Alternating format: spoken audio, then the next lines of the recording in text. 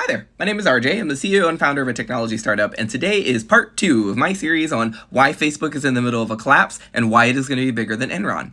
Now, in the first episode, we talked about how Facebook makes money, and we ended with a bombshell of how Apple has introduced Ask to Track. And this one simple change that Apple introduced in iOS 14.5 is decimating Facebook's bottom line. They lost over $13 billion in 2022 due to this change. And the numbers don't look good. It's only going to get worse because what we found is that when users are presented with the option of whether or not they want to allow an app to track them from application to application, over 80% of people say no. This has led Facebook to be in a desperate race, and I'm going to break down the reasons why. See, Facebook up until this point has been really pretty lucky because Apple could have introduced this at literally any point. They just chose not to. And honestly, you can't even really fault Apple for introducing this because they had nothing to lose. A lot of people might not realize this, but Apple actually takes user privacy really seriously. Internally at the company, if they collect data about you for a specific purpose, they can only use it for that specific purpose.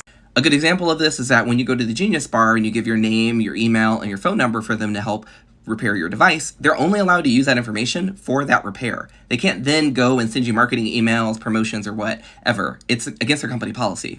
And so essentially what they did was they just gave that same option to all the users on iOS with no detriment to them because you're already using iOS. They can track your phone. They don't need to ask for your permission to track you from application to application. So not only did Apple lose nothing from this change, they actually got to deliver a death blow to Facebook, who arguably is going to become a direct competitor now that Apple is entering the VR and AR game. So to recap, what does this mean for Facebook? Well, it means that they're in a desperate race because the information that they've gathered up until this point and the profiles they have built about all of their users is going to become less and less accurate. Apps aren't going to be able to track you from application to application, meaning that they're not going to have an accurate profile of you.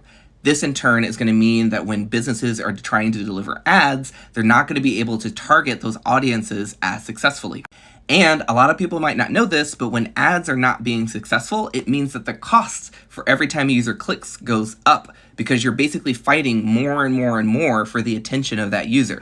And it doesn't make much sense for a business to pay more when they're getting less quality returns.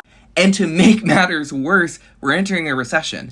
And guess what's the first thing that most businesses, especially startups, cut when faced with a market downturn? Ads. Now you may understand why Mark is spending so much money trying to make his metaverse work. In part 3, we're going to talk about why he's already failed.